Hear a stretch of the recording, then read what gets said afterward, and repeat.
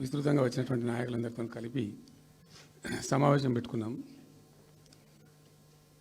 ప్రధాన కారణం, the main agenda of the meeting was Palamuru Rangareddy ఎత్తిపోతల పథకంలో ఈ రాష్ట్ర ప్రభుత్వం మరియు కేంద్ర ప్రభుత్వం కలిసి తెలంగాణకు చేస్తున్నటువంటి ద్రోహం, తెలంగాణకు తలపెట్టినటువంటి దుర్మార్గమైనటువంటి విధానం మీదనే చర్చ జరిగింది. దీని కథ ఏంటంటే చాలామందికి తెలియదు, అవగాహన కూడా ఉండదు. కొత్త తరం వాళ్ళకైతే అసలు తెలియదు. ద రీజన్ వై ఈజ్ సమైక్య ఆంధ్రప్రదేశ్లో అత్యంత దారుణమైనటువంటి వివక్షకు గురైన జిల్లా పాత మహబూబ్ నగర్ జిల్లా. చాలా చాలా దారుణానికి రీజన్ ఏంటంటే వనరులు లేక కాదు, వసతులు లేక కాదు. కృష్ణానది ప్రవేశిస్తదే మహబూబ్ నగర్ జిల్లాలో.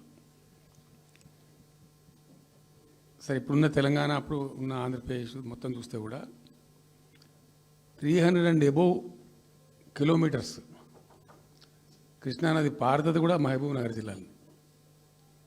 308 కిలోమీటర్లకు పారుతుంది, 308 కిలోమీటర్స్ పారుతుంది. ఇది రెండు రాష్ట్రాలు కలిపి లెక్క చూస్తే కూడా. అయినా కూడా 50 ఏళ్ళు అప్పటికి 50 ఏళ్ళు పరిపాలించినటువంటి కాంగ్రెస్ పార్టీ కానీ, ఆ తదనంతరం సుమారు దగ్గర ఒక 20 ఏళ్ళు పరిపాలించిన తెలుగుదేశం పార్టీ కానీ, పాలమూరుకు చాలా దారుణమైనటువంటి తిరిగి కోలుకోలేనటువంటి దెబ్బ కొట్టిన పార్టీలు ఈ రెండు పార్టీల ప్రభుత్వాలు. ఇది లోకమందరికి తెలుసు. ఆ జిల్లా యాక్చువల్లీ అప్పర్ కృష్ణా ప్రాజెక్టు, భీమా ప్రాజెక్టు, తుంగభద్ర ఎడమ కాలువ ప్రాజెక్టు, దాని ద్వారా ఆనాటికి అన్ని ఫైల్స్ ఉన్నాయి, రికార్డ్స్ ఉన్నాయి. ఏదో ఒకటి స్టోరీ కాదు. 174 టీఎంసీ నీళ్ళు పాలమూరు రంగారెడ్డి జిల్లాకు రావాల్సి ఉండే. పాలమూరు జిల్లాకు ఆనాటి ప్రతిపాదిత ప్రాజెక్టుల ప్రకారం రావాల్సి ఉండే. ఆంధ్రప్రదేశే ఏర్పాటే తెలంగాణ పాలిట పెనుశాపం. కొంతమందికి నచ్చదు, కానీ పెనుశాపంగా పరిణమించింది ఆంధ్రప్రదేశ్ రాష్ట్ర ఏర్పాటు. మొత్తం తెలంగాణకు, అందులో మోర్ స్పెసిఫికల్లీ మహబూబ్ నగర్ జిల్లాకు జరిగినటువంటి తీవ్రమైనటువంటి అన్యాయం. ఎస్ఆర్సి యాక్ట్ అంటే స్టేట్ రీఆర్గనైజేషన్ యాక్టు స్పష్టంగా చెప్తుంది, ప్రతిపాదించబడి ఆల్రెడీ శాంక్షన్ అయ్యి జరుగుతుండే ప్రాజెక్టులు, కంటెంప్లేట్ చేసి ఉన్న ప్రాజెక్టులు, వాటిని మార్చకూడదు, అవి కొనసాగించాలి. ఆ చట్టం ఉండగా కూడా వాటి అన్నిటిని కాదని వీటిని మొత్తం అబాండన్ చేసి పడేసిండ్రు. అట్లా చాలా చేసినారు. అక్కడ గోదావరి మీద చూసుకుంటే దేవునూరు ప్రాజెక్టు కావచ్చు, ఇచ్చంపల్లి కావచ్చు, రకరకాల ప్రాజెక్టులను అబాండన్ చేసినారు. అందులో అతి తీవ్రమైనటువంటి అన్యాయం మహబూబ్ నగర్ జరిగింది. ఇలా మహబూబ్ నగర్కి ఇచ్చే పాలమూరు ఎత్తిపోతలో మరొకటి కొత్త స్కీమ్ కాదు. గతంలోనే 174 టీఎంసీలకు ప్రాజెక్టులు రూపకల్పన జరిగి అంత అయింది. అయితే మేము చాలా వాదించినాం. మధ్యలో బ్రిజేష్ కుమార్ ట్రిబ్యునల్ వస్తే కూడా అక్కడ పోయి ఆ ట్రిబ్యునల్ని కలిసి చాలా ప్రయత్నాలు చేసినాం. ఉద్యమ సందర్భంలో, ఉపన్యాసాలలో, కరపత్రాలలో, జలసాధన ఉద్యమ సందర్భంలో, మా క్యాసెట్ల రూపంలో, స్పీచ్ల రూపంలో, కరపత్రాల రూపంలో, పోస్టర్ల రూపంలో, క్యాసెట్ల రూపంలో రకరకాలుగా వాదించుకుంటూనే ట్రిబ్యునల్ కూడా ఇవ్వాలని పోతే, ట్రిబ్యునల్కు ఉండే ఒక డెలికసీ ఏంటంటే వాళ్ళు రాష్ట్రాల మధ్య పంపిణీ చేస్తారు తప్ప రాష్ట్రం లోపల ఉండేటువంటి ఒక ప్రాంతానికంటే వాళ్ళు చేయరు. మీకు రాష్ట్ర హోదా లేదండి, మీరు ప్రాంతము, మరి రాష్ట్రంతో కొట్లాడుతున్నారు, అది వేరే సంగతి. కానీ మేము స్వీకరించలేము, తీసుకోలేము చట్ట ప్రకారం అని చెప్పి వాళ్ళు నిరాకరించారు. సరే, ఆ తదనంతరం ఉద్యమం జరిగింది, మీ అందరికి తెలుసు. ఇక్కడ ఇంకొకటి కూడా తప్పకుండా చెప్పాలి. బచావత్ ట్రిబ్యునల్ ఏర్పాటైనప్పుడు అతను పంపకాలు చేస్తూ బచావత్ ట్రిబ్యునల్లో స్పష్టంగా రికార్డెడ్ ఇప్పుడు ఉంది. బచావత్ ట్రిబ్యునల్లో స్పష్టంగా పొందుపరచబడి ఉంది. ఇప్పుడు బచావత్ గారు ఖుద్దు రిటైర్డ్ సుప్రీంకోర్టు జడ్జి, ఆయన స్వయంగా ఏమన్నాడంటే, ఈ ప్రాంతం నిజంగా చాలా నిరాదరణకు గురైంది, ఇంకా అవుతూ ఉన్నది. ఆ రోజు విపత్కర పరిస్థితి, దుర్భరమైన పరిస్థితి ఏంటంటే, పాలమూరు గురించి గంటెడు నీళ్ళు అడిగిన వాళ్ళు లేడేవాడు. ఇంత కేటాయించండి, ఈ కరువు జిల్లా ఉంది అని అడిగేవాడే లేడు. ఆనాటి సమైక్య ప్రభుత్వం చేసిన ద్రోహం. బచావత్ ఏం చేసిండు, మాకు చూడబుద్ధి అయితే లేదు, ఇది మా అంతల మేమే సూమోటో ఈ సమైక్య ప్రభుత్వం ప్రతిపాదించకపోయినా ఒక 17 TMC జూరాల ప్రాజెక్టు మంజూరు చేస్తున్నాము. అయితే సాంకేతిక కారణాలు మరొకటో చూపెట్టి ఈ జూరాల ప్రాజెక్టుని ఇక్కడి నుంచి ఎత్తగొట్టద్దు, వేరే కాడ కట్టద్దు, ఇక్కడ మాత్రమే కట్టి తీరాలి, దానికే అలాట్ చేస్తున్నామని చెప్పి ఒక కండిషన్ పెట్టిండు ఆయన. ఇది ట్రిబ్యునల్. అతను ఒక న్యాయమూర్తిగా పనిచేసిన వ్యక్తి కాబట్టి చూడబుద్ధి కాక, ఆ బాధ భరించలేక ఈ కామెంట్ కూడా రికార్డు చేసిండు ట్రిబ్యునల్లో. ప్లస్ ఆ 17 TMC జూరాల ప్రాజెక్టుకు కేటాయించిండు. ఎంత విషాదం అంటే, అది ఎప్పుడో 74లో 74 నుంచి 78 దాకా జరిగింది కథ. అతను కేటాయిస్తే దానికి ముట్టినోళ్ళు లేడు, పట్టుకునోళ్ళు లేడు, తీసినోళ్ళు లేడు. అంజయ్య గారు ముఖ్యమంత్రి అయినాక ఒక ఏడాది తర్వాతనేమో అప్పుడు అంజయ్య గారు దానికి ఫౌండేషన్ స్టోన్ వేస్తారు. ఫౌండేషన్ స్టోన్ వేస్తే ఇక అది మెల్లగా మెల్లగా తెలంగాణ ప్రాజెక్ట్ కదా, ఇప్పుడు పట్టుకుని లేడు, దాన్ని మాట్లాడడం లేదు, అయ్యలేదు, అవ్వలేదు. ఒక అనాథలాగా ఆ బ్యారేజ్ వరకు కట్టేశారు. దానికి కాలువలు లేవు, నీళ్ళు రావు, పొలాలు పారాయి, కృష్ణానది నీళ్ళు వస్తుంటాయి, గేట్ల ద్వారా పోతుంటాయి. ఎప్పటి వరకు ఈ తతంగం 2001లో గులాబీ జెండా ఎగిరేదాకా ఇదే తతంగం. ఇంకా విషాదం ఏంటంటే, అప్పుడు ముఖ్యమంత్రి ఉన్న చంద్రబాబు నాయుడు ఆయన మహబూబ్నగర్ జిల్లాను దత్తత తీసుకున్నాడు. ఆయన దత్తతలో ఉండే చేసి నేను అడాప్ట్ చేసుకుంటున్నా ఈ కరువు జిల్లా, దీన్ని అది చేస్తా, ఇది చేస్తా, పొడి చేస్తా అని మాటలు చెప్పి ఇష్టం వచ్చినన్ని పునాదురాలు వేసిండు. కలవ కుర్తి, మన్ను, మశాను, రకరకాల పునాదురాలు వేసుకుంటూ ఉద్యమ సందర్భంగా నేను చేసే ఉపన్యాసాలలో నేను మాట్లాడేది, ఈ పునాదురాలన్నీ ఎందుకు మనకు పట్క ఏడుస్తానిక, చూసుకుంటానిక, ఏం లాభము, ఈ రాళ్ళని అంశం కృష్ణానదిలో అడ్డమేస్తూ చెక్కడమని అయితే భయం అనేది. నేను నవ్వేది, జనం సప్పట్లు కొట్టేది సభలలో నేను చెప్తుంటే. ఒక్క డ్రాప్ వాటర్ కూడా పొలాలు పారడానికి రాలేదు. తత్ఫలితమైంది net result. What was the net result? Palamuru జిల్లాలో ప్రతి తాలూకా కేంద్రం, అంటే ప్రతి నియోజకవర్గ కేంద్రం నుంచి వలసలు పోవడానికి ప్రజలు ప్రతి బొంబాయి నుంచి bus, Narayanpet Bombay bus, Wanaparthy Bombay bus, ఇంచుమించు అన్ని తాలూకాల నుంచి బొంబాయికి డైరెక్ట్గా బస్సు. ఏం చేస్తారు, ప్రజలు పొట్ట చేత పట్టుకొని వలస పోవాలి, బతకపోవడు తప్ప ఇంకో గతి లేదు. జిల్లాకు జిల్లా మొత్తానికి మొత్తం 100% కృష్ణా బేసిన్లో ఉంటుంది. భయంకరమైన కరువు. చివరికి ఆ జిల్లాలో ఉండే అనేక మంది కవులు అనేక పాటలు రాసిండ్రు. ఆ గోరెటి వెంకన్న గారు అయితే పల్లె పల్లెలో పల్లెలు మొలిసే పాలమూరులోన అని చెప్పి పాట రాసి పాడిండు. ఆ పాట బాగా పాపులర్ సాంగ్ కూడా, తెలంగాణ ఉద్యమం పొడుగుతో కూడా భయంకరంగా మోగినటువంటి సాంగ్. సో అట్లా జరుగుతూ ఉంది. మేము ఏడుస్తా పోయినాం, చూస్తా పోయినాం. ఆ ఉన్న రెండే ప్రాజెక్టులు, ఒకటి బచావతి పెడితేనేమో దూరాల గతి అది. అప్పుడు చంద్రబాబు నాయుడు గారి స్లోగన్ సమైక్య రాష్ట్రంలోనే సమగ్ర అభివృద్ధి. నేను ప్రథమ మహాసభకు పాలమూరు జిల్లాకు పోయినా, మహబూబ్నగర్ టౌన్లో పెట్టాం, పెద్ద భారీ మీటింగ్ జరిగింది. దాదాపు 70-80 వేల మంది వచ్చిండ్రు. ఆ మీటింగ్లో నాకు బాగా కోపం వచ్చి, ఏమయ్యా చంద్రబాబు నాయుడు, అప్పటికి ఏంటంటే కర్ణాటకకి కొంత ముంపు ప్రాంతం ఏమిటి దూరాల ప్రాజెక్టులో ఏంటంటే కొద్ది ముంపు ప్రాంతం కర్ణాటక రాష్ట్రంలో ఉంటుంది. ఒక 13 కోట్ల రూపాయల వరకు కాంపెన్సేషన్ కట్టాల్సి ఉండి కట్టడు, ₹1 కట్టడు. ఏమయ్యా చంద్రబాబు నాయుడు గారు, నువ్వు దత్తత తీసుకున్నావు, కథ తీసుకున్నావు, డైలాగులు చెప్తున్నావు, ఇక్కడ చచ్చిపోతాను జనము, బొంబాయికి వలసలు పోతుండ్రు. ఇటువంటి పరిస్థితులలో కూడా కర్ణాటకకు డబ్బులు కట్టడానికి డబ్బులు లేవా? ఇదేనా సమైక్య రాష్ట్రంలో సమగ్ర అభివృద్ధి అంటే? బట్టిగా బ్యారేజ్ ఆ గోడ లెక్క కట్టిన విడిచిపెట్టేది చూసి తమాషా పడన్నా అని చాలా తీవ్రమైన విమర్శలు చేశాను. మోకాళ్ళ మీద పరిగెత్తి కట్టిండి చంద్రబాబు నాయుడు. అప్పుడు ఆ కర్ణాటక చెల్లించాల్సిన కంపెన్సేషన్ ఏదైతుందో మోకాళ్ళ మీద ఉరికి నా దాడి తట్టుకోలేక కంటిన్యూగా పెట్టినాం. దాని తర్వాత చంద్రబాబు నాయుడు పార్టీకి సంబంధించిన ఎమ్మెల్యేనే ఆర్డీఎస్ దగ్గర బాంబులు పెట్టి పేల్చేయడం, అది మీ అందరికీ కూడా తెలుసు. బాంబులు పెట్టి పేల్చడం 2 సార్లు 3 సార్లు పేల్చారు.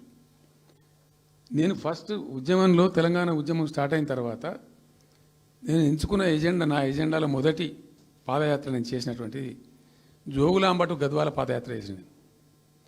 ఈ అన్యాయం సంగతి ఏంది అని దాన్ని ప్రజలలో ఎండగట్టాలని చెప్పి, గవర్నమెంట్ కూడా ఒత్తిడి తేవాలని చెప్పి, ఎందుకు తెలంగాణ ఉద్యమం చేస్తున్నాం అనేది లోకానికి తెలియాలని చెప్పి నేను జోగులాంబ టు గద్వాల పాదయాత్ర చేసిన. దాన్ని మొత్తం అసలు కంప్లీట్ 80,000 ఎకరాలకు బారాల్సినటువంటి ఆ ఆర్డీఎస్ కెనాలు 15,000 ఎకరాలు, 10,000 ఎకరాలు, 20,000 ఎకరాలకు వచ్చింది, తగ్గిపోయింది. అడిగే నాతుడు లేడు. నేను అంతకు ముందే పాదయాత్ర కన్నా ముందే స్వయంగా మేమందరం జిల్లా మహబూబ్నగర్ జిల్లా నాయకులు నేను కలిసి ఆర్డీఎస్ హెడ్ వర్క్స్ ఎక్కడ ఉంటాయంటే కర్ణాటకలో ఉంటాయి, రాయచూరు దగ్గర. అక్కడ దాకా పోయి మొత్తం ఆశాంతం ఆ కాలువ పొడవుతో తిరిగి అర్థం చేసుకొని ఆ తర్వాతనే నేను గద్వాల మన ఆలంపూర్ టు గద్వాల పాదయాత్ర పెట్టాం. తిరిగి దాన్ని ఎక్స్పోజ్ చేసినాం. అప్పుడు అక్కడ గొడవ చేస్తే మళ్ళీ అప్పుడు జూరాల లింక్ కెనాల్ని మొదలుపెట్టింది చంద్రబాబు నాయుడు. జూరాల టు ఆర్డీఎస్కు లింక్ కెనాల్ అని మళ్ళీ డ్రామా కట్టి, అంటే ప్రతిసారి ఏమార్చడము తెలంగాణ ప్రజలను ఒక రకమైన దగా చేయటం తప్ప రాలే, ఒక డ్రాప్ వాటర్ రాలే, ఎప్పుడు రాలే. సరే కొట్లాడుతూ పోయినాం, ప్రజలు బాగా కలిసి వచ్చిండ్రు, సందర్భం కలిసి వచ్చింది, తెలంగాణ అదృష్టం బాగుంది, తెలంగాణ రాష్ట్రం ఏర్పడింది. ఇదంతా కూడా మీకు అన్నముందు జరిగిన చరిత్ర, ప్రతి ఒక్కరికి తెలిసిన చరిత్ర. ఇది ఏం కొత్త స్టోరీ కాదు, కల్పిత కథ కాదు, పుట్టించి చెప్పేది కాదు. పాలమూరు జిల్లా యొక్క దరిద్రం, ఆ దరిద్రంలోకి పాలమూరు నెట్టివేయబడ్డ పరిస్థితి. నేను అందుకే ఊకే మొత్తుకునేది కదా, తెలంగాణ వెనుకబడ్డ ప్రాంతం కాదు, వెనుక పడేయబడ్డ ప్రాంతం, వెనుకకు నెట్టివేయబడ్డ ప్రాంతం అని చాలాసార్లు చెప్పేది. నేను వందల ఉపన్యాసాలలో చెప్పాను.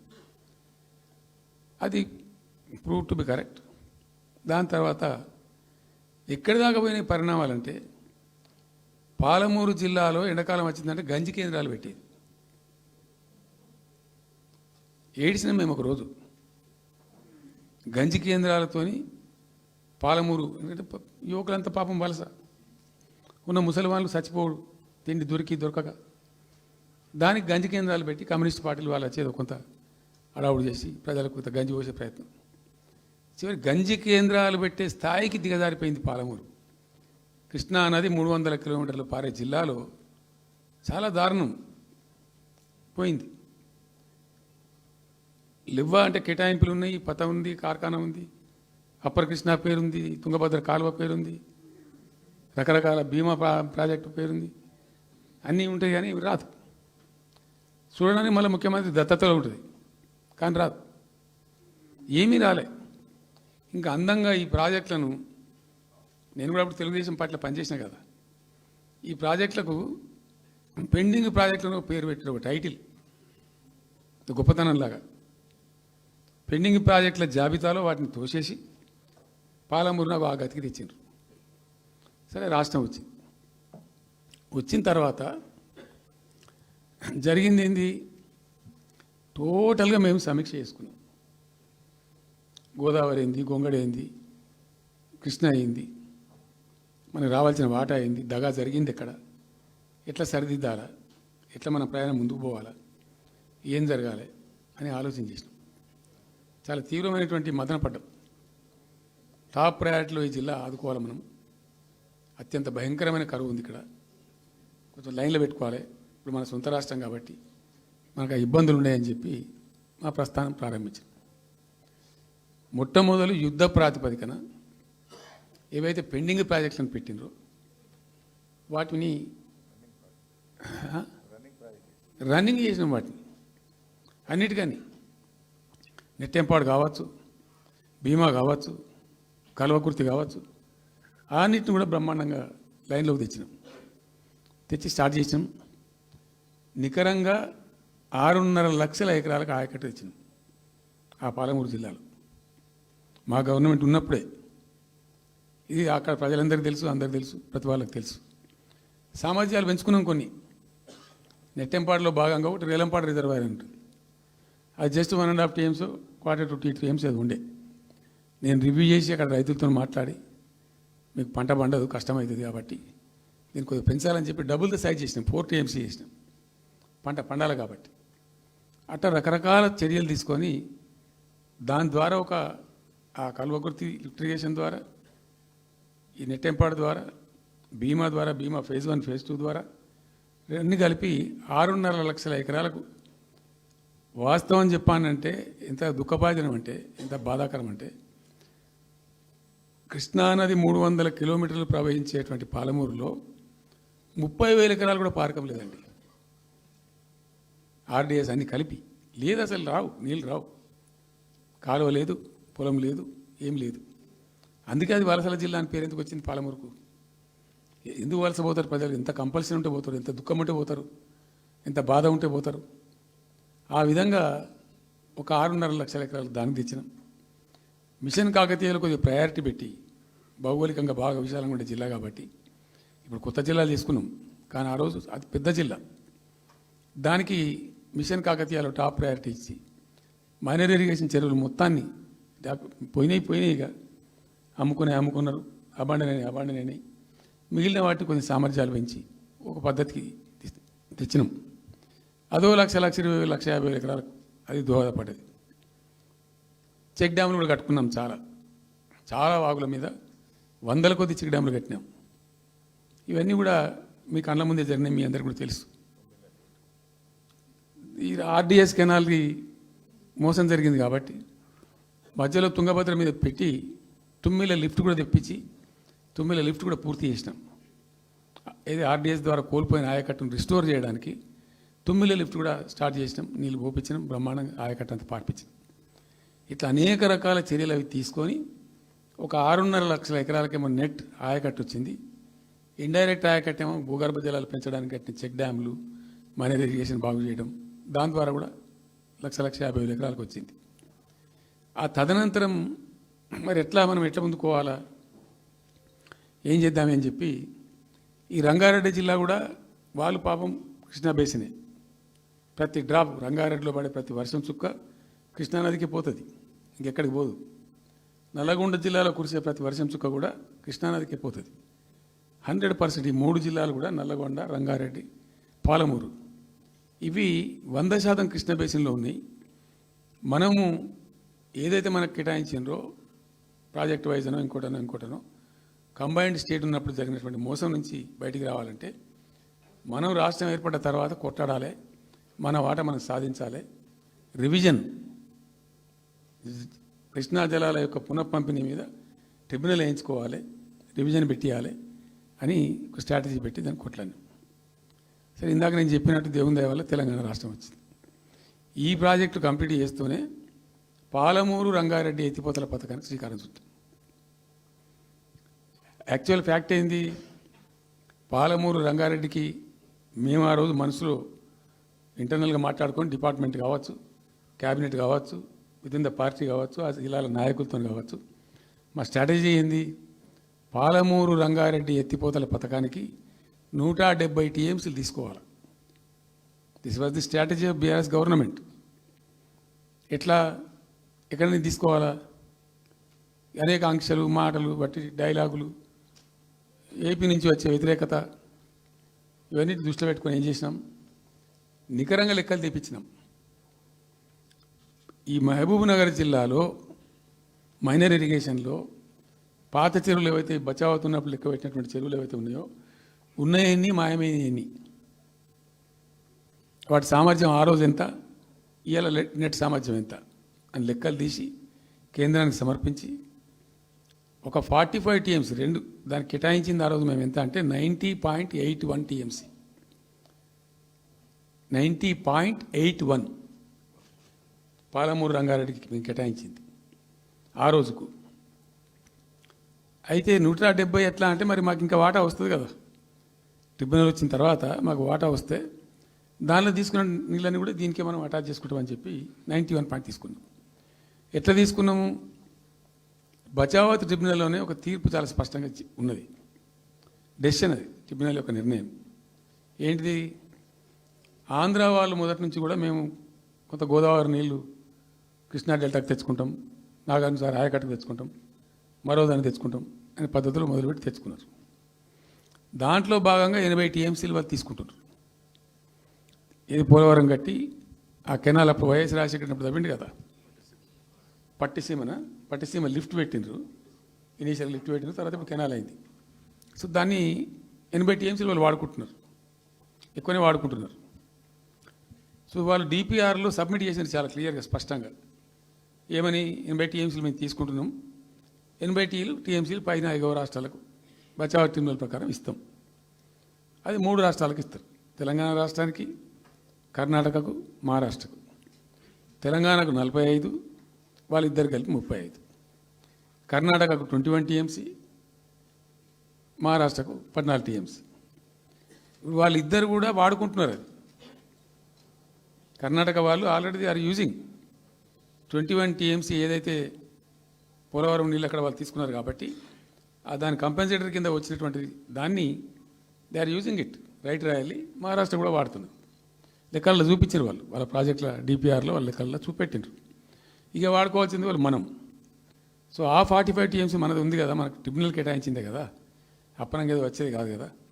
సో ఆ 45 ఈ మైనర్ ఇరిగేషన్ లాసెస్ 45 కలిపి 90.81 టీఎంసీలకు దాన్ని ప్రతిపాదించాం. It has a strong basis, ఏదో గాల్లే అడగోలు జమాబందీ ఏర్పడతాడు చేసింది కాదు, ఒక స్పష్టమైనటువంటి విధానంతో, ఒక అవుట్లుక్తో, భవిష్యత్తు ప్రయోజనాలను దృష్టిలో పెట్టుకొని చేసినటువంటి చర్య చేసినాం. ప్రాజెక్టు 30,000 కోట్లు, 35,000 కోట్లు మంజూరు చేసినాం. అందులో 27,000 కోట్లు ఖర్చు పెట్టినాం. ఆల్మోస్ట్ దగ్గర 88-90% పనులు పూర్తి అయిపోయినాయి. ఈ ఆంధ్రాతోని పంచాయతీ ఉంటుంది ఎప్పటికైనా, వాళ్ళు పోతిరెడ్డిపాడు పొక్కగొట్టి దాన్ని పెంచి, ఇక దాన్ని ఇంకింత పెంచి ఇక తెలుగు గంగా అనే పేరు మీద మొదలై అది ఎటెటెటెటు పోతుంది, ఇక అడవులు జమాబంది. కాబట్టి మనం క్విక్కెస్ట్ పాసిబుల్ టైంలో తీసుకోవాలని ఆ వచ్చే వాటర్ను అక్కడ ఎంటైర్ వరల్డ్లో ఇక్కడ లేవండి 145 మెగావాట్స్ కెపాసిటీ పంప్స్ పెట్టినాం అక్కడ. Specially prepared, those pumps were prepared by BHEL of India. 145 మెగావాట్ల పంపులు అసలు ఇండియాలో ఎక్కడ ఏ ప్రాజెక్టుకు లేవు. ఎందుకంటే దాని ఆ పంపు స్విచ్ ఆన్ చేసిన నేను, నీళ్ళు వచ్చినాయి. ఒక్క పంపు స్విచ్ ఆన్ చేస్తేనే ఇట్లా కాలువలు తల్లాడుతుండే. ఇట్లా అంటే ఆ గొడవ ఉంది కాబట్టి వాళ్ళు అటు పోతిరెడ్డి పడి పక్క నుంచి వాళ్ళు తీసుకుపోతూ ఉంటారు. ఆ వర్షాలు వచ్చినప్పుడే మనం తీసుకోవాలి, ఇంకో గత్యంతరం లేదు. కాబట్టి క్విక్కెస్ట్ పాసిబుల్ టైంలో ఈ రిజర్వాయర్లు నింపుకుంటే మనం సేఫ్ అయిపోతాము, జిల్లా కాడికి కొంత న్యాయం జరుగుతుందని చెప్పి ఆ 145 మెగావాట్స్ కెపాసిటీ ఉండే పంప్స్ పెట్టినాం. ఇప్పుడు పంప్స్ అన్నీ ఆల్మోస్ట్ ఇన్స్టాల్ అయినాయి. మరి ఈ గవర్నమెంట్లో వీళ్ళు ఏం పట్టించుకుంటలేరు, అసలు ఏం చేస్తలేరు. అయితే జరిగిన తర్వాత ఏమైంది, అనుమతులు అంత సాధించారు. దాని మీద చాలా మెలికలు పెట్టినారు, ల్యాండ్ అక్విజిషన్ల ప్రాబ్లం చేసినారు. అయినా 27,000 ఎకరాలు మేము అక్వైర్ చేసినాం సక్సెస్ఫుల్గా. అదంతా క్లిష్టమైన సబ్జెక్ట్ ఈ రోజులలో ల్యాండ్ అక్విజిషన్ అంటే. అయినప్పటికీ 27,000 ఎకరాలు అక్వైర్ చేసినాం, 27,000 కోట్లు ఖర్చు పెట్టినాం. అంత కాన్సన్ట్రేట్ చేసి చేసినాం. గ్రీన్ ట్రిబ్యునల్కి పోయినారు, ఆ స్టేని క్యాన్సిల్ చేయించినాం. అనేక రకాల అడ్డంకులు కల్పించే ప్రయత్నాలు ఎన్ని చేసినా వాటన్నిటిని అధిగమిస్తూ ఆ ప్రాజెక్టును ముందుకు తీసుకొని పోయినాం. అయితే ఈ పంపులన్నీ ఇన్స్టాలేషన్ అయిపోతుంది, బ్రహ్మాండంగా ఉంది. సరే, ఇంతగా అనేది మా గవర్నమెంట్ మారింది. సహజం, రాజకీయాల్లో గెలుపులు ఉంటాయి, ఓటములు ఉంటాయి, ప్రభుత్వాల మార్పిళ్ళు ఉంటాయి, జరుగుతాయి. కానీ ఎంత తెలివి తక్కువ దద్దమ్మ ప్రభుత్వం వచ్చినా, నెక్స్ట్ సక్సెసివ్ గవర్నమెంట్ ఎవరు వచ్చినా రాష్ట్ర ప్రయోజనం కదా ఒక ప్రాజెక్ట్ అంటే. ప్రజలకు నీళ్ళు వచ్చేది కదా, ప్రజలు బ్రతికేది కదా, దాన్ని కొనసాగిస్తారు. ఇప్పుడు ఒక్క తట్టెడు మట్టి కూడా తీయలేదండి.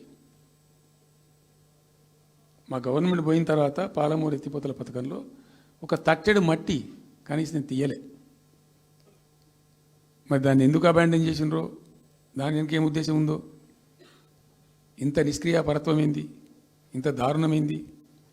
2 నెట్ సంవత్సరాలు గడిచిపోయినాయి. ఇప్పుడు మేము గమనిస్తూ ఉన్నాం. మధ్యలో ఏమైంది, కేంద్ర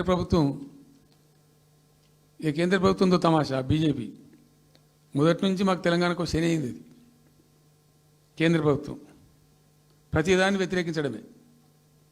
ప్రతిదానిగా చంద్రబాబు ఎన్డీఏలో చేరడం, ఆయన మాటలు పట్టుకొని వ్యతిరేకించడం, అడ్డంగా ఇష్టం వచ్చిన పద్ధతిలో. మేము బాగా కొట్టాను. మేము ఉన్న రోజులు అనేకమైనటువంటి పోరాటాలు చేసినాం. చేసి దాన్ని అప్పటికప్పుడు సాధించుకున్నాం. అనుమతులు కానీ ఇంకోటి కానీ మొత్తం 9-10 అవసరం పడతాయి. అందులో 6 అనుమతులు ఆల్రెడీ వచ్చేసినాయి. మెయిన్ ఎన్విరాన్మెంట్ అసెస్మెంట్ కమిటీది అదే మెయిన్ అసలు ప్రాజెక్టుకు లైఫ్ లైన్. దాని మొత్తం అనుమతులు వచ్చేసినాయి. దాని తర్వాత మిగిలిన అనుమతులన్నీ లాంఛనమే, ఇక ఇచ్చేయాల్సిందే. అది ఇచ్చిందంటే అటువంటి అతి ముఖ్యమైనటువంటి అనుమతి కూడా తెచ్చినాం. అన్నీ తెచ్చినాం. అన్నీ వచ్చిన తర్వాత కేంద్ర ప్రభుత్వం మొన్న చంద్రబాబు నాయుడు ఎంపీలు అవసరం ఉంది కదా అక్కడ వాళ్ళకు. ఇప్పుడు ఇద్దరు ఎంపీలు అవసరం కదా, నితీష్ కుమార్, చంద్రబాబు నాయుడు. దానికోసం బీజేపీ ఎంతకైనా దిగజారుతుంది. అక్కడ ప్రభుత్వం నిలబెట్టుకోవాలి కాబట్టి ఎంతకైనా దిగజారి ఆయన మాట పట్టుకొని డిపిఆర్ను వాపసు పంపించారండి. మేము ఉన్న రోజులు రాలే డిపిఆర్ వాపసు. అనుమతులు తెచ్చిన ఉల్టా మేము. ఇంకా డిపిఆర్ వాపసు వస్తే భూమి ఆకాశం ఒకటి చేయాలా రాష్ట్ర ప్రభుత్వం. ఎంత లొల్లి చేయాలా, ఎంత హడావుడి చేయాలా. ఆల్ పార్టీ డెలిగేషన్ తీసుకుపోవాలి. అవసరం వస్తే మేము వడ్లు కొనకపోతే పోయి ఢిల్లీలో ధర్నా చేసినామండి. మేము అప్పుడు మా గవర్నమెంట్ ఉన్నప్పుడు రైతులు పండించిన పంట కొనకపోతే యావత్తు ఎమ్మెల్యేలు, క్యాబినెట్ అందరం పోయి ఢిల్లీలో ధర్నా చేసి కేంద్ర ప్రభుత్వం మెడలు వంచినాం. మేము 80 లక్షల టన్నులు మనకి తీసుకుంటామనేటువంటి ఒప్పందం మీద సంతకం చేయించుకొని వచ్చినాం. వడ్లు కొనిపించినాం ఎఫ్సిఐతోని. మామూలు వడ్లు కొనకపోతేనే మేము అంత అడావుడి చేసిపోయినాము. కానీ ఒక ఇంత పెద్ద ప్రధానమైన 3 జిల్లాలకు సంబంధించిన ప్రాజెక్టు డిపిఆర్ వాపసు పంపిస్తే వీళ్ళు కుయ్యలేదు, కుట్టుకోలేదు, వాళ్ళకి చెప్పని కూడా చెప్పలేదు. తెలియదు ఎవరికి బయట. జస్ట్ దేవర్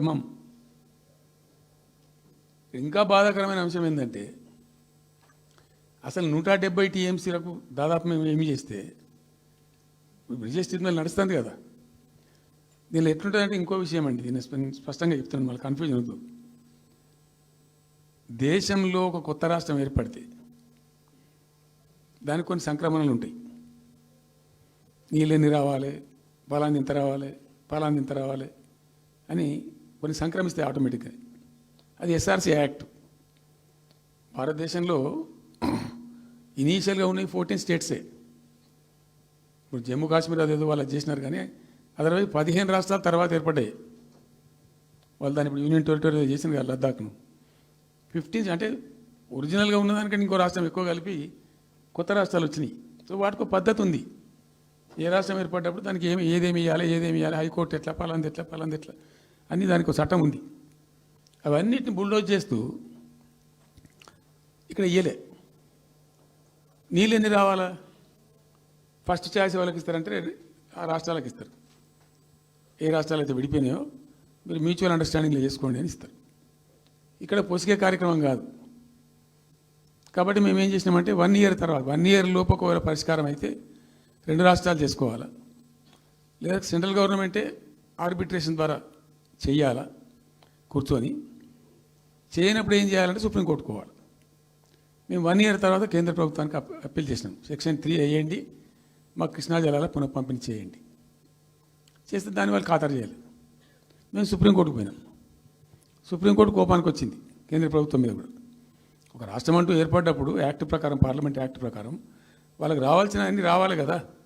మరి ఇది కూడా వాళ్ళకి ఏదో తేల్చండి, మీరు తెలుస్తారా లేదంటే అప్పుడు ఆ మంత్రి, ఆయన పేరు షెకావత్ ఉండే కదా, గజేంద్ర సింగ్ షెకావత్, నేను ఢిల్లీ పోయినప్పుడు నన్ను రిక్వెస్ట్ చేసిన ఆయన, బాయ్ సాబ్ మాకు కూడా ఇబ్బంది అవుతుంది, మీరు అది విత్డ్రా చేసుకోండి సుప్రీంకోర్టులో కేసు, మేము సెక్షన్ 3 చేస్తామండి. అప్పటికి 2-3 ఏళ్ళు గడిచిపోయింది, డిలే అవుతా ఉన్నది. నేను పోయినప్పుడు అలా అడుగుతున్నా, పర్సూ చేస్తున్నా, మాట్లాడుతున్నాం, ప్రైమ్ మినిస్టర్ లెటర్స్ ఇచ్చినాం, అన్నీ చేస్తున్నాం. ఫైనల్గా సుప్రీంకోర్టు చివాట్లు పెట్టిన తర్వాత వాళ్ళు ఉండి మీకు విత్డ్రా చేసుకుంటే దయచేసి మేము సుప్రీంకోర్టు ఆర్డర్ వస్తుందని తెలిసిపోయింది వాళ్ళకు కూడా. ఆటోమేటిక్ ఇస్తుంది కదా కోర్టు ఆర్డర్, న్యాయప్రదంగా రావాల్సింది ఇస్తుంది.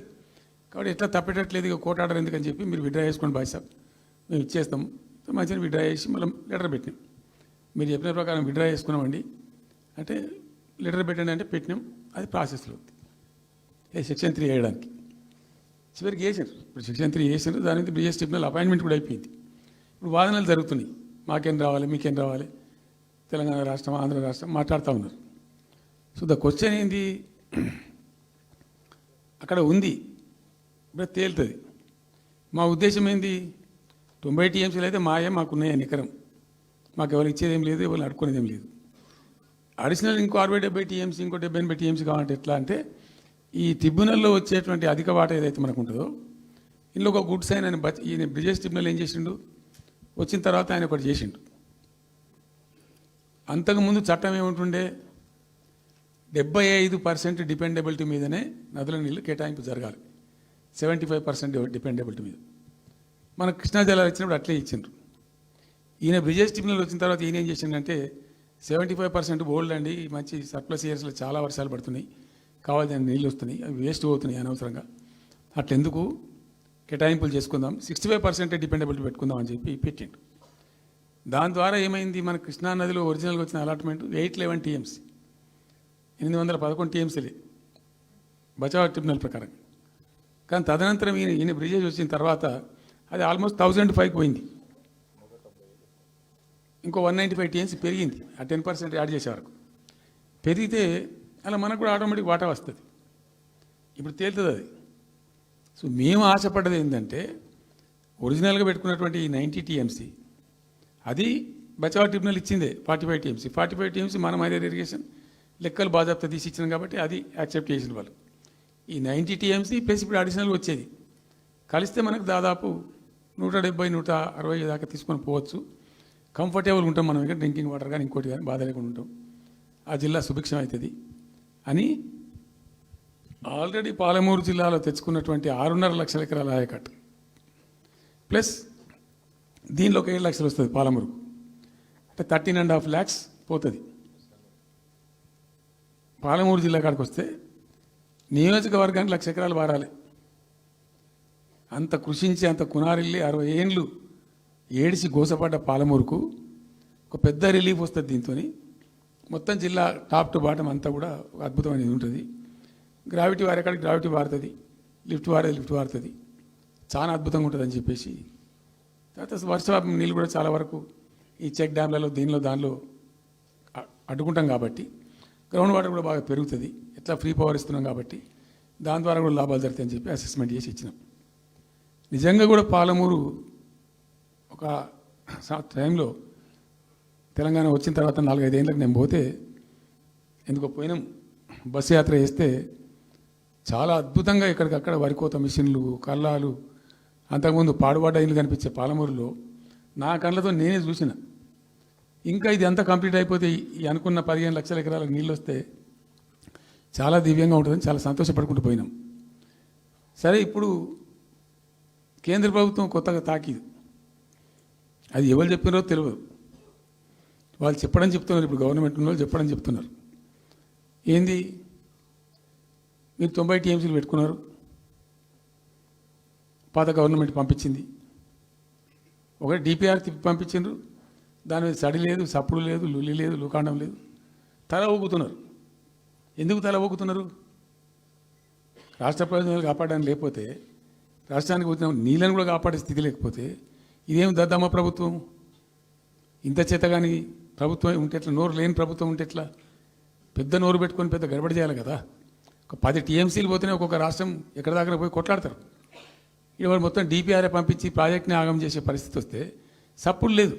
ఒకటి. రెండవది, ఇప్పుడేం చేసిండ్రు? ఇరిగేషన్ మంత్రికి లెటర్ రాసిండు.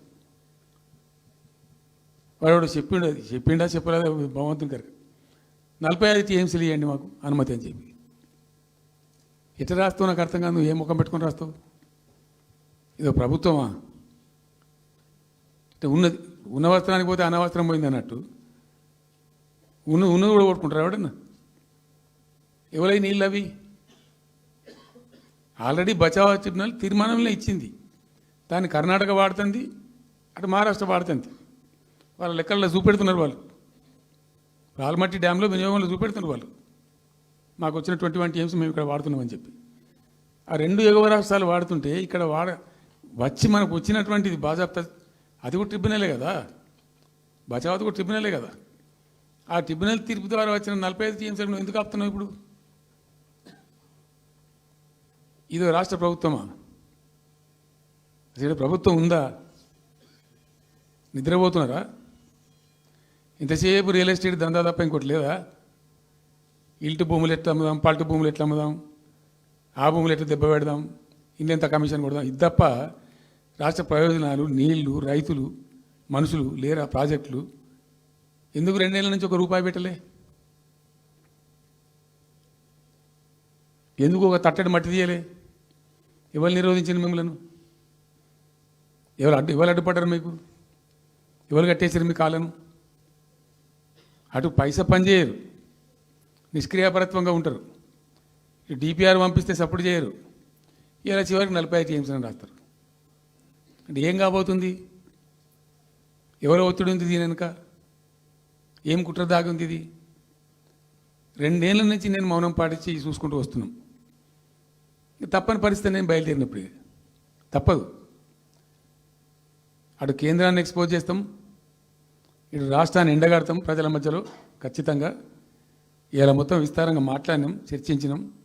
చాలా పెద్ద ప్రజా ఉద్యమాన్ని శ్రీకారం చుడతాం.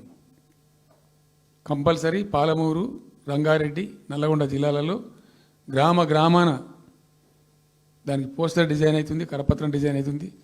ప్రజా ఉద్యమాలు చేస్తాం, పెద్ద బహిరంగ సభలు పెడతాం. నేను స్వయంగా అటెండ్ అవుతున్న బహిరంగ సభలకు. ప్రజాక్షేత్రంలో ఈ ప్రభుత్వం యొక్క నిష్క్రియాపరత్వాన్ని ఎండగడతాం. ఇప్పుడు వాయిస్ అయితే తెలంగాణకు, మరి తెలంగాణకు ఉన్న ప్రభుత్వం మాట్లాడకపోతే ఇంకెవరు మాట్లాడాలా? మాకు 2 బాధ్యతలని. ఒకటి తెలంగాణ తెచ్చిన పార్టీగా, రెండవది ప్రధాన ప్రతిపక్షంగా కూడా కంపల్సరీ మా డ్యూటీ మేము చేయాలి.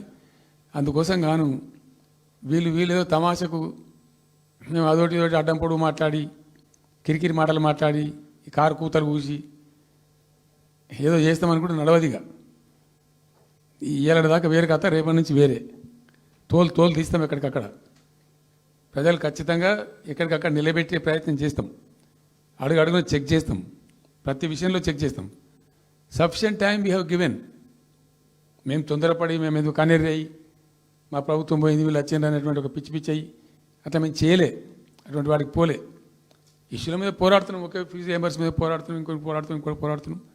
రకరకాల భూదందాల మీద, దోపిడీ మీద, లగచర్ల మీద, గిగచర్ల మీద పోరాడుతున్నాం. పార్టీ కొట్టాడుతున్నది, తప్పదు కాబట్టి కొట్టాడుతాం. ఇప్పుడు మొత్తం మొదటికే ముప్పు వచ్చే పరిస్థితి ఉంది. అటు గోదావరి మీద అరాకిరి చేసి చంద్రబాబు నాయుడు, ఏపీ ప్రభుత్వం నల్లమల సాగరు, ఈ సాగరు, ఆ సాగరు, అటు గోదావరి దోపిడీ జరుగుతూ ఉంటే దాని మీద సప్పులు లేదు. ఇటు కృష్ణలో ఇంత ఘోరంగా పాలమూరు ఎత్తిపోతల మీద దీని మీద సప్పులు లేదు. మరి ఎవరి ప్రయోజనాల కోసం ఉన్నట్టు రాష్ట్ర ప్రభుత్వం? ఏం చేయడానికి ఉన్నట్టు? ఏం జరుగుతున్నట్టు రాష్ట్రంలో? కాబట్టి ఎట్టి పరిస్థితుల్లో నేనే స్వయంగా రంగంలో దిగాలనుకున్నా. దినం ఈరోజు డిసిషన్ అయిపోయింది.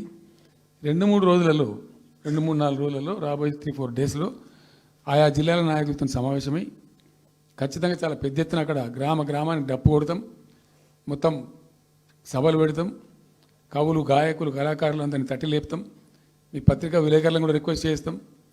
అక్కడ జరిగే అన్యాయాన్ని, ప్రజలకు జరిగేటువంటి అన్యాయాన్ని, ఈ జలదోపిని అరికట్టాలని ఈ కేంద్ర ప్రభుత్వం అవలంబిస్తున్న విధానాన్ని కూడా తప్పకుండా చేస్తాం. ఇన్ని రోజులు ఒక రకంగా పోయినాం, కానీ తప్పేటట్లేదు. ఇప్పుడు ఎవరితోనైనా సరే కొట్లాడతాం, తెలంగాణ కోసం భయపడం, యాందాకాని పోతాం, ఈ కొండ మీద గోపైనా సరే కొట్లాడతాం తప్ప ఇడిచిపెట్టాం. ఇక్కడ ఏమి ముఖాలు చూసేది కానీ ఇంకోటి కానీ నైసిటీస్ ఏమి లేవు. There is no nicety at all. Will fight, డెఫినెట్గా ఫైట్ చేస్తాం. ఎందుకంటే రక్షించుకోవాలి, రాష్ట్రం యొక్క హక్కులు రక్షించుకోవాలి, నీళ్లు రక్షించుకోవాలి, రాష్ట్ర ప్రజల ప్రయోజనాలు రక్షించుకోవాలి. ఈ విధంగా ఇప్పుడు మా కళ్ళ ముందు జరిగినటువంటి దీనిలో ఈ దుర్మార్గంలో ఎట్లా మౌనం పాటిస్తాడు కేసీఆర్? ఎందుకు మౌనంగా ఉంటాం? ఎవరి కోసం ఉంటాం? ఎందుకోసం ఉండాలి? కాబట్టి అరాకిరి ముచ్చట్లు కావు. ఇష్టం వచ్చినట్టు మాట్లాడి ఇష్టం వచ్చినట్టు ఆల్తు ఫాల్తు కూతలు కూసి ఏదో చేస్తామంటే అది జరిగేది కాదు, జరగనీయం. రెండవది, ఈ ప్రభుత్వం కూడా సర్వభ్రష్ట ప్రభుత్వం, సర్వంలో భ్రష్టమైంది. మేము చెప్తా, బీజేపీ కథ కూడా చెప్తా. ఎందుకు చెప్పా? డెఫినెట్గా చెప్తాం. అరే నువ్వు మా ఇంట్లోకి వచ్చి మాకు దోసుకపోతా అని ఊరుకుంటామే? నాకు అర్థం ఎవరైతుంది? ఏమైనా ఉండొచ్చు కాక ఏమైనా ఉండకపోవచ్చు కాక నీ చేయబెట్టి పైసలు కూర్చుకుంటా అంటే ఊరుకుంటామా? సాధారణ కాడికైతే కొట్లాడతాం కదా. యాక్చువల్లీ ఒక పద్ధతిలో ఈ రాష్ట్రం ఒక క్రమ పద్ధతిలో మంచిగా ముందుకు పోతూ ఉంటుంది. సంక్షేమం విషయంలో కానీ, అభివృద్ధి విషయంలో కానీ, పారిశ్రామికీకరణలో కానీ, ఐటీ రంగంలో కానీ, క్రైమ్ తగ్గించడంలో కానీ, లా అండ్ ఆర్డర్ మెయింటైన్ చేయడంలో కానీ ఒక మంచి పద్ధతిలో పోతూ ఉంది. ఇవాళ ఏందండి, జంట నగరాలలో పట్టభాగాలు నడి రోడ్డు మీద హత్యలు జరుగుతున్నాయి, అడిగే దిక్కు లేదు. మానభంగాలు జరుగుతున్నాయి, రేపులు జరుగుతున్నాయి. ఎన్సీఆర్బీ రిపోర్ట్ ప్రకారంగా 20% క్రైమ్ రేట్ పెరిగింది తెలంగాణలో. పీస్ఫుల్ స్టేట్ ఉండే, ఫ్రెండ్లీ పోలీసింగ్ ఉండే, అవన్నీ ముఖ్యమైపోతున్నాయి ఇవాళ తెలంగాణలో. చూస్తున్నాం మేము, మనం పాటించడానికి చూసుకుంటూ గమనించుకుంటూ రికార్డు చేసుకుంటూ అని చర్చ చేస్తున్నాం. ఎప్పటికప్పుడు పెరిగిపోయినాయి. వాగ్దానాలు ఏంటంటే వీళ్ళు చేసినాయి? మంచిగా ఉన్న ప్రజలను,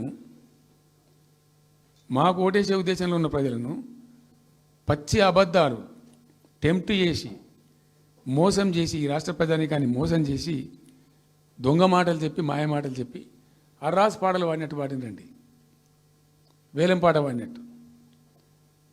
కేసీఆర్ 10,000 ఇస్తాడు రైతు బంధుకు, మేము 15,000 ఇస్తాం. మహిళలకు 2,500 ఇస్తాం. కేసీఆర్ కళ్యాణ లక్ష్మి ₹1,00,000 ఇస్తాడు, మేము తులం బంగారం కల్పిస్తాం. మీరు పెళ్లిళ్ళు చేసుకోకుండా ఆపుండ్రి. ఇదే ప్రభుత్వం మీరు చెప్పినటువంటి మాటలు, పెళ్లిళ్ళు చేసుకుంటూ ఆగిపోండి, మీరు నవంబర్లో వేసుకునే బదులు డిసెంబర్లో వేసుకుంటే తులం బంగారం కూడా వస్తుంది. ఉపన్యాసాలలో చెప్పినండి, మరి ఉన్నాయి ఆ క్యాసెట్లని. ఇంకేం చెప్పిండ్రు? పెన్షన్ తీసుకునే ముసలి ఎవరైతున్నారో నవంబర్లో తీసుకోకుండా డిసెంబర్లో 4,000 వస్తుంది. తెల్లారే ఇంకేం మాట్లాడిండ్రు? ఏంటిది అది? 2 లక్షల రుణమాఫీ అని నరికిండ్రు. ఉరుకుండ్రి బ్యాంకుల పంట పోయి జల్దీ తెచ్చుకోండి. ఇది ఒక్కటి కాదు, అట్లా అర్రాసి పడవాడినట్టే. చివరికి విద్యార్థులకు, పాపం పేద విద్యార్థులకు ఇండియా ఒక స్కూటీలు కాదా బాబు, చాలా ఉన్నాయి. శాంతాడంత లిస్ట్ 420 హామీలని చాలా ఉన్నాయి. నేను కొన్ని హైలైట్ చేసి చెప్తున్నాను. టెంప్ట్ చేయడంలో, ఫర్ ఎగ్జాంపుల్ ఇప్పుడు ఇండియా మొత్తంలో ఎక్కడ ఇయ్యరండి. మేము మొత్తం కూడా 100% సమ్మిళితమైన అభివృద్ధితో మేము ముందుకు పోయినాం. ఇట్లా ఏకపక్షంగా ఏకోన్ముఖంగా పోలే. మేము ఆల్ ఫ్రంట్స్ కవర్ చేయాలని చూసినాం. పేద పిల్లలు ఉంటారు, వాళ్ళకి పాపం విదేశీ విద్య లేక సీట్ వస్తుంది, చదువుకోవాలని ఆశపడతారు, పోలేరు. వ్యక్తిగతంగా మమ్మల్ని అంటే మేము పార్టీగతంగానో వ్యక్తిగతంగానో చేసేది కొంతమేరకు. పాలసీగానే ఎందుకు చేయకూడదని చెప్పి ఆలోచించి ₹20 లక్షలు ఇచ్చింది. ఎస్సీ ఎస్టీ పిల్లలు పోతే వాళ్ళకి అంబేద్కర్ పేరు అని పెట్టినాం. బీసీ అమ్మాయిలు పోతే వాళ్ళకు జ్యోతిబా పూలే అని పేరు పెట్టినాం. రకరకాలుగా మొత్తం మీద వాళ్ళకి ₹20 లక్షలు ఇచ్చినాం. అంటే ఎట్లాంటి ఇష్టం వచ్చినట్టు అది కూడా పెంచుతాం. కేసీఆర్ 10 లక్షలు ఇస్తే మేము 12 లక్షలు ఇస్తాం దళిత బంధు. ఇట్లా ఎన్నండి ఇష్టం వచ్చిన అంటే నోటికి మొక్కాలిగా. అది కూడా 100 రోజుల లోపలనే ఇస్తాం. ఆ కార్డులు వంచుడు సంతకాలు పెట్టి బాండ్ సంతకాలని ఇంటింటి కార్డులు వంచి మొత్తం చెడగోపం పెట్టారు. దిక్కుమాలిన దరిద్రం అంతా నెత్తిన పెట్టి కంప్లీట్ ప్రజలను టెంప్ట్ చేసి ఇలా వడ్లు కొంటలేరండి. సన్నాలు మొత్తం వడ్ల ప్రతి ధాన్యానికి లిస్టు పెద్ద లిస్టు శాంతాడంత లిస్టు. ఇక కందులకింత, మినుములకింత, పసుపుకింత, పప్పుకింత, మొక్కజొన్నకింత, అన్నిటికీ 500 బోనస్. అన్నిటికీ ఏమి దేనికి దిక్కు లేదు. పత్తి కొనే దిక్కు లేదు, వడ్లు కొనే దిక్కు లేదు. ప్రైవేట్గా అమ్ముకుంటారు, దోపిడికి గురి అమ్ముకుంటారు. పాపం ఏడ్చుకుంటూ కన్న నీళ్ళు కుక్కుంటారు. చివరికి వస్తే యూరియా సప్లై చేసే తెలివితేటలు లేవానండి. మా గవర్నమెంట్ ఉన్నప్పుడు రైతులు గ్రామాలలో ఒక ఆటో రిక్షాకి డబ్బులు ఇచ్చి 10 బస్తాలు తెచ్చి బాబు అంటే తెచ్చి ఎడ పడేసిపోతుండే వాడు పొలం కాడ.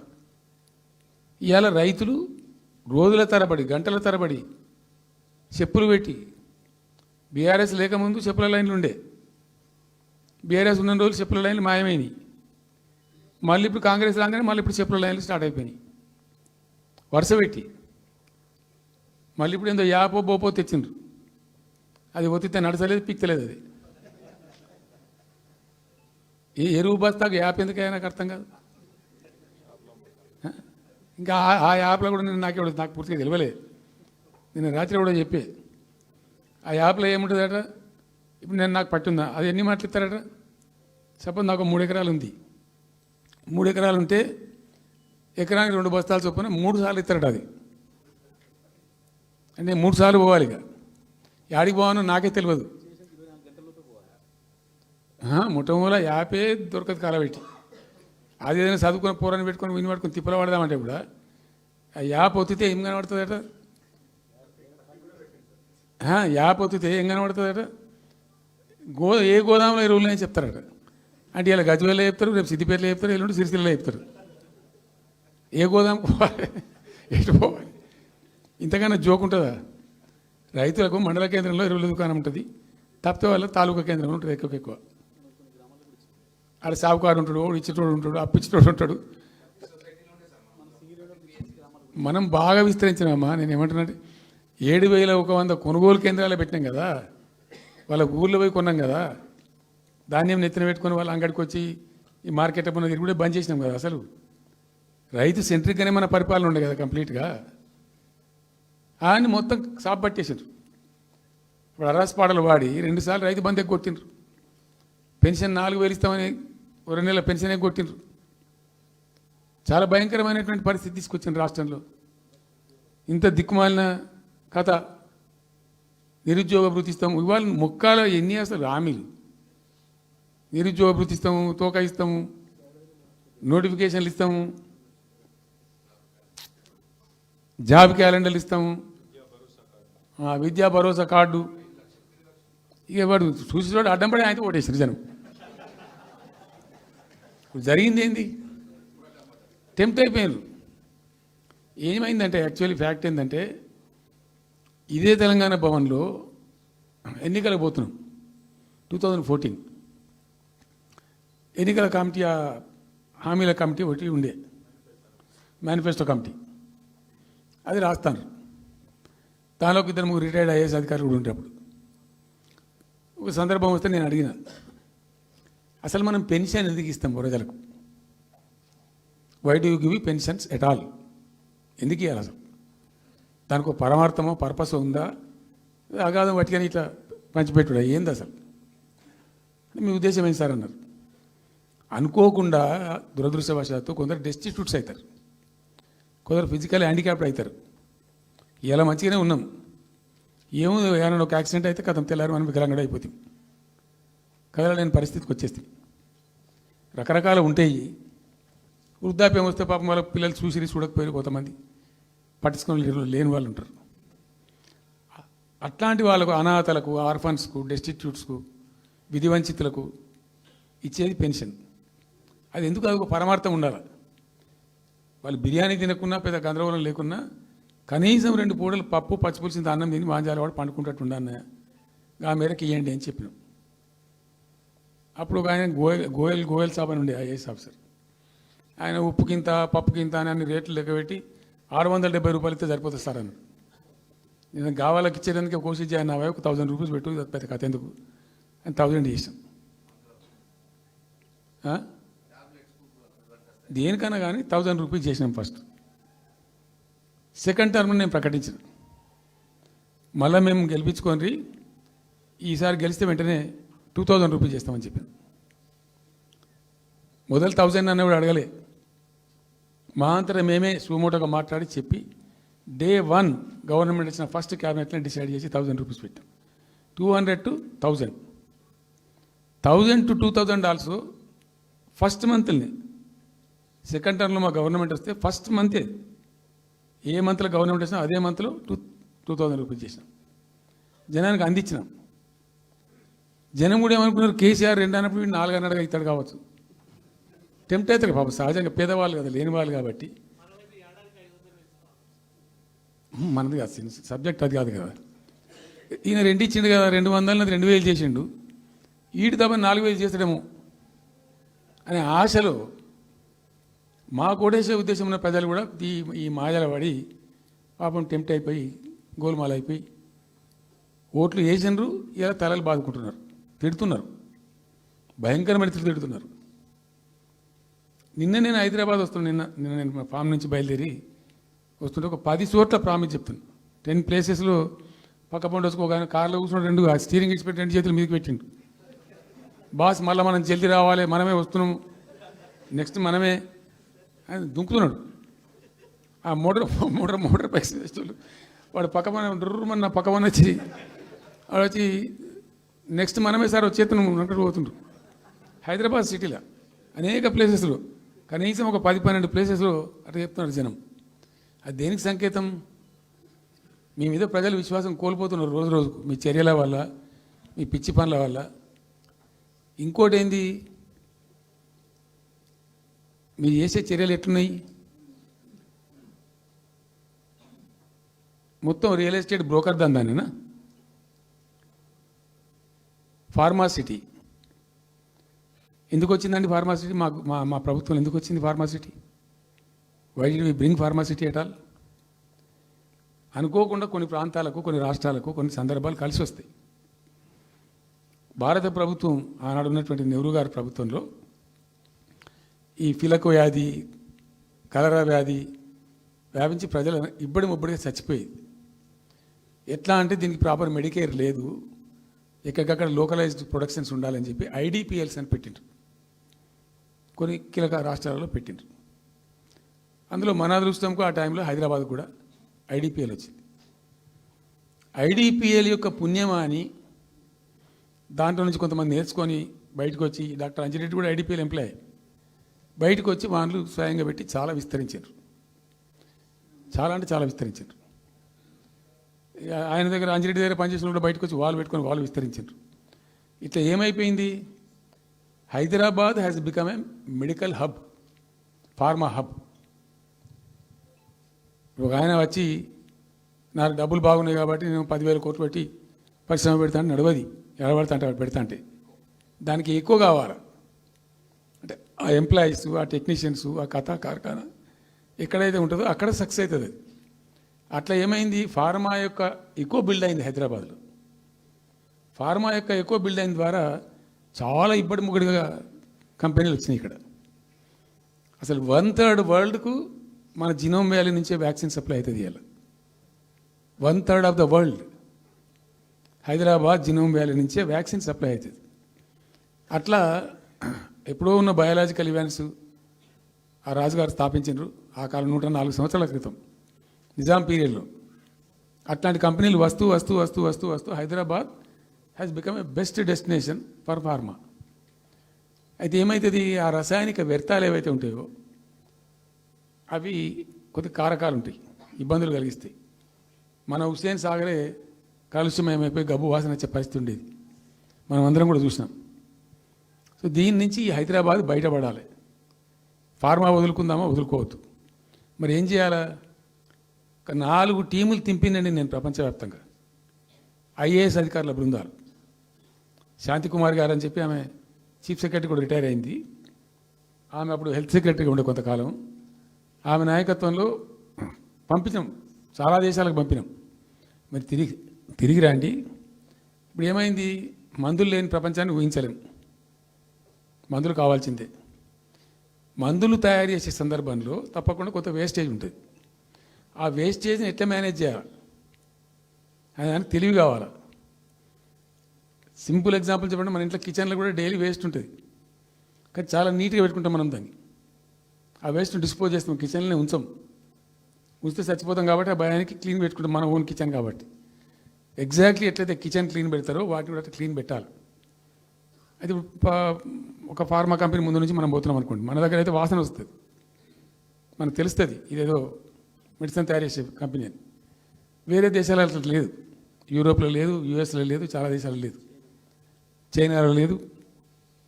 అసలు గొట్టం నుంచి పొగరాదు. సో మనం మాత్రం టెక్నాలజీ మనం పెట్టుకోలేమా, పెద్ద ఇష్యూ అని చెప్పి ఐఏఎస్ అధికారుల బృందాలను తింపిన నేను అనేక దేశాలకు తింపి పంపించి, హైదరాబాద్లో ఫార్మా ఉంది కాబట్టి హైదరాబాద్ యొక్క లార్జర్ ఇంట్రెస్ట్లో ఫ్యూచర్ దృష్ట్యా ఫార్మాను కాపాడుకోవాలి, ఆ ఎక్కువ పోనీయద్దు, ప్లస్ ఈ కాలుష్య భారం నుంచి ప్రజలను రక్షించుకోవాలి.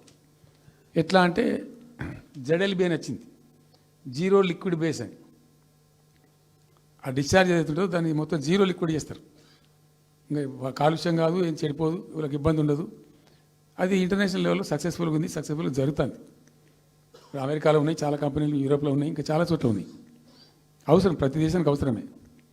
అయితే మనం ఆ సిస్టమ్ పెట్టుకోవచ్చు కదా అని చెప్పి ఒక ఫార్మా యూనివర్సిటీ కూడా పెడదాం దాంట్లో అని చెప్పి ఫార్మా ఇండస్ట్రీ తెచ్చినాం. 2 హెలికాప్టర్లు తీసుకొని ఆ ఫార్మా బిజినెస్ మెన్ ఎవరైతే ఉంటారో వాళ్ళని నేనే స్వయంగా పెట్టుకుని పోయి ఆ ముచ్చర్ల కాడ పోయి తీసుకుపోయి చూపించి ఈ ప్లేస్ బాగుంటుంది కదా అంటే బాగుంటుందని చెప్తే దాన్ని ఫైనల్ చేసి చాలా కష్టపడి 5-6 సంవత్సరాలు పర్సూ చేసి రైతాంగంతో ఘర్షణ పడకుండా ఒక 20,000 ఎకరాలు పెట్టుకొని చేస్తే 14,000 ఎకరాల పైచీలు 14,000 నెట్ వచ్చింది ప్రభుత్వానికి. 14,000 acres already acquired by government. చాలా ఎంఓయూలు జరిగినాయి, అన్నీ జరిగినాయి. మన లోకల్ వాళ్ళు రెడీ ఉండి. అయితే పర్టికులర్లీ జీడిమెట్ల, చెర్లపల్లి వీళ్ళు ఏమన్నారంటే, సార్ మాకు ఆల్టర్నేటివ్ స్థలం మంచిగా ఇస్తే మేము అక్కడికి వెళ్ళిపోతాం, ఈ బాధ మాకెందుకు, ప్రజలతో కూడా ఈ బదనాం ఎందుకు, ఆడ పెట్టుకుంటాం. పెట్టి కామన్ అఫ్లియంట్ ప్లాంట్స్ పెట్టి ఒక ఐఏఎస్ అధికారిని పెట్టి దాన్ని ప్రభుత్వ నిఘాలోనే ఈ రసాయనాలు వ్యర్థాలను ఇష్టం వచ్చినట్టు పెట్టుబడితట్టు పంపకుండా ఆ నియంత్రణలో జరగాలని చెప్పి పెట్టుకున్నది ఫార్మాసిటీ. దానికి ఎన్వైరాన్మెంటల్ క్లియరెన్స్ కూడా వచ్చింది. కేంద్ర ప్రభుత్వాన్ని ఒప్పించి ఎన్వైరాన్మెంటల్ క్లియరెన్స్ తెచ్చినాం. హైదరాబాద్ మొత్తం ఫార్మాను ఒకటే దగ్గర తీసుకుపోయి పెట్టాలి, అక్కడ ఫార్మా సిటీ కట్టాలి, అక్కడ పనిచేసే ఎంప్లాయీస్ కూడా పొద్దాకి ఇటు అటు తిరిగేటువంటి అవసరం లేకుండా మంచిగా బ్రహ్మాండమైన సిటీ రావాలి, వచ్చే సిటీకి కావాల్సినటువంటి ఆల్ ఇన్ఫ్రాస్ట్రక్చర్ రావాలి అని. చైనాలో నేను చైనా పోయినప్పుడు చూసినట్టు అది 70,000 ఎకరాలు వాళ్ళది, చాలా హ్యూజ్ ఫ్యాక్ట్. మనకి ఒక 20,000 acres అయితే మస్తు అవుతుందని చెప్పి మేము తీసుకొని చేసినాం. మెడికల్ కాలేజ్ కూడా మంజూరు చేసినాం ఆ పక్కనే, వీటన్నిటి దృష్ట్యా పెట్టుకొని. అంటే మేము ఒక పద్ధతి పెట్టుకొని దాన్ని ఒక సిస్టమేటిక్గా చేసినాం. చేస్తే ఇప్పుడు దాన్ని ఏందండి దందా, ఏదైనా చేసి దాన్ని నమ్మకదొబ్బన్నా. ఏం జరుగుతుంది రాష్ట్రంలో? ఫ్యూచర్ సిటీ, తొక్క సిటీ, ఎవరికి కావాలి నీ ఫ్యూచర్ సిటీ? నాకు అర్థం కాదు. నువ్వు పెంచినావు హైదరాబాద్ను, ఎవరు చేసిన హైదరాబాద్ సిటీ? ఇంత వైబ్రాంట్ సిటీ ఎక్కడికి వెళ్ళొచ్చింది?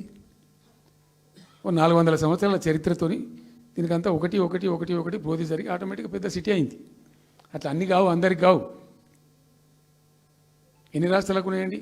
బెంగాల్ కలకత్తా ఉంది, మహారాష్ట్రకి ముంబై ఉంది, మనకు హైదరాబాద్ ఉంది, కర్ణాటకకు బెంగళూరు ఉంది, తమిళనాడుకు మద్రాసు ఉంది, ఢిల్లీ ఆఫ్ కోర్స్ ఢిల్లీ. వేరే రాష్ట్రాలకు లేవు కదా, 28 రాష్ట్రాలకు ఉండయి. సో ఇంత మహానగరం నిర్మితమైంది. ఈ నగరం యొక్క భవిష్యత్తును దృష్టిలో పెట్టుకొని పెట్టిందే ఫార్మాసిటీ. ఈ సిటీ మొత్తం గబ్బులు వేసిపోవాలి ఇక్కడ దాంతో. నువ్వు తీసుకుపోయాలి ఫ్యూచర్ సిటీ, తోక సిటీ ఏందన్నట్టు ఇది? అన్ని దిక్కుమాలిన పాలసీలు, రియల్ ఎస్టేట్ బ్రోకర్ దందా తప్పితే ఇంకోటి లేదు. అన్నీ కనబడతాయి మనకు. మీరు పరిశీలనగా చూస్తే, పూర్తిగా చూస్తే అసలు చాలా గందరగోళం. గురుకుల పాఠశాల విద్యార్థులు చచ్చిపోతారండి. ఇప్పటికి 120 మంది విద్యార్థులు చచ్చిపోయారు. గంత నియంత్రణ లేదా? గంత తెలివి లేదా? ఒక గట్టి అధికారిని బట్టి గట్టి చర్య తీసుకోరాదా? ఏందో చేస్తాము నీ ఫ్యూచర్ సిటీతో ఒక సిటీ ఈ పోరగాళ్ళని చేస్తారు. తర్వాత ఫార్మా సిటీలో ఆ ల్యాండ్ అక్వైర్ చేసినప్పుడు కండిషన్ ఏంటంటే ఓన్లీ ఫార్మా సిటీకి మాత్రమే వాడతాము. It's a conditional land acquisition. హైకోర్టులో కేసు ఉంది. హైకోర్టులో ఈ ప్రభుత్వం ఏం చెప్తుంది? లేదు ఫార్మా సిటీ ఉంటుంది. మళ్ళీ ఆడ 3,000 ఎకరాల్లో వాడేవాడు అంబాయినా సల్మాన్ ఖాన్ ఎవడో వంతారను బొంతారను పెడతారు. ఈ జూ పార్క్ కొంచెం ఆడబెడతారట. ఎందుకు జూ పార్క్ అమ్ముకదొప్పడానిక? ఏం జరుగుతుంది ఈ రాష్ట్రంలో అసలు? మేము ఇటువంటి చిల్లర పనులు చేయలేదే మేము ఉన్నప్పుడు. ఇంత దుర్మార్గమైన కార్యక్రమాలు చేయలేదే. ఇది ఎక్కడ దిక్కుమాలిన దందా? ఏం జరుగుతుంది అసలు? ఏం చేయదలుచుకున్నారు ఈ రాష్ట్రాన్ని? ఇదేం పోతున్నా? సో ఇట్లా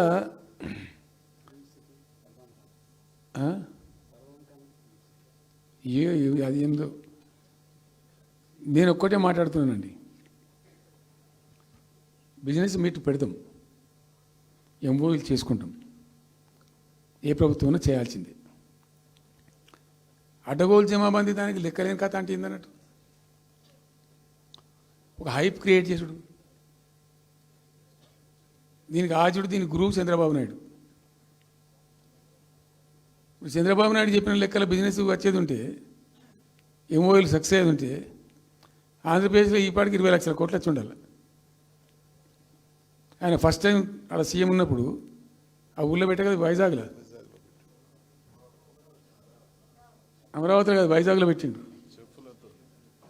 వైజాగ్లో ఎవరు వెళ్ళి ఎంఓయూలు చేసిన వాళ్ళంటే వంట మనుషులు అని చెప్పిండ్రు. ఆ స్టార్ హోటల్లో బయట వంట మనుషులు వాడు ఎవడు ఆ సప్లై చేసేటోళ్ళు వాడు వచ్చి కూర్చోపోయి సంతకం పెట్టే పెట్టిండు వాడు పాపం. అవునా అండి, పాపులర్ అయింది అది. ఇప్పుడు మరి ఎక్కడ ఆ పెట్టుబడులన్నీ ఎక్కడ చెప్పండి? ఆఖరికి 10,000 కోట్లు అన్న రావాలి. 15 లక్షల కోట్లు, 6 లక్షల కోట్లు, 8 లక్షల కోట్లు.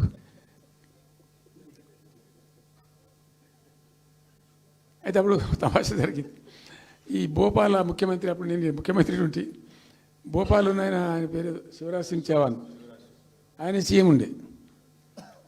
ఆయన ఆ ప్లానింగ్ అదే ఇప్పుడు ఉన్న నీతి ఆయోగ్ ఉంది కదా, దానిలో సబ్ కమిటీకి ఆయన చైర్మన్. నేను భోపాల్లో పెడతా బాయ్సాబ్ జర వచ్చిపోను ఖచ్చితంగా భూగా బతిమాలితే ఫోన్ల మీద ఫోన్లు చేస్తే ఏం భోపాల్ లేవా మీరు చూసుకొని అంటే, లేదు సార్ నువ్వు తప్పకుండా రావాలంటే సరే అని పోయినండి. అయితే ఆడొక ఇండస్ట్రీ మినిస్టర్ ఉంది, వాళ్ళ గవర్నమెంట్కి ఉంటారు కదా మధ్యప్రదేశ్కు. ఆమె వచ్చి నీ కొడుకు వచ్చి బాగా ఆగమాగం చేస్తానని మమ్మల్ని అంటే, ఎందుకు చేస్తానమంటే ఆయన అదొకటితోటి మాట్లాడి ఎక్కువ చేసుకుంటుండు బాగా అంటే, నువ్వు కూడా అన్నాడు గట్టిగా చెయ్యి. ఆమె వసుంధర రాజే చెల్లెలు, ఆమె పేరు యశోధర రాజే ఏదో అన్నది. అంటే నేను అంతకుముందు ఒక కొద్ది రోజుల ముందే నేను భోపాల్ పోవడానికి ఒక దాదాపు 2-3 మంత్స్ బిఫోరే మోడీ గారు వచ్చిండు. అక్కడ వచ్చి 14 లక్షల కోట్లకు ఎంఓయూ చేసి పడేసారు. ఇది మధ్యప్రదేశ్ గవర్నమెంట్. ఏంటి మొన్న 14 లక్షల కోసం చేసిన కానమ్మా, మీకు నాకు అర్థం కాదు, నీకేం రాలేదంటావు నువ్వు. ప్రధానమంత్రి మీకు సపోర్ట్ ఉండే, మీకు పార్టీ అయ్యి మీకు మంచిగా నీకు ఇంత లాభం ఉంది అంటే, ఓ సో బోగసాయి సాబా ఆమె నేను అతను ప్రామిస్ చెప్తాను. నేను ఐ వాజ్ షాక్డ్. అది వచ్చేదా పోయేస్తానంత వాటిగా గ్యాసు అంటే, ఈ గ్యాసులు ఎవరిని మోసం చేయడానికి ఇంత వంచిస్తారా ప్రజలను? నికరంగా వస్తే పెట్టుబడులు రావాలి కదా, కనబడతాయి కదా. ఆ పెట్టుబడులు వస్తే లాభాలు జరుగుతాయి, ఉద్యోగాలు వస్తాయి, ఫ్యాక్టరీలు వస్తాయి, అడిషనల్ ఇన్కమ్ జనరేట్ అవుతుంది, స్టేట్ గవర్నమెంట్కి జిఎస్టీ పెరుగుతుంది. ఏం లేదు, వాటిదే గ్యాస్. మొన్న వీలైతే చెప్పి 5 లక్షల, నువ్వు కొంచెం తగ్గించి చెప్తున్నావు. నేను పేపర్లో చూసింది 575.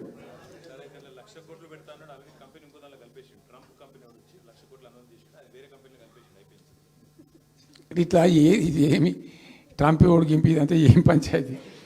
ఇట్లా ఈ మోసాలు చేసి ప్రజలను ఎంతకాలం పంచిస్తారు?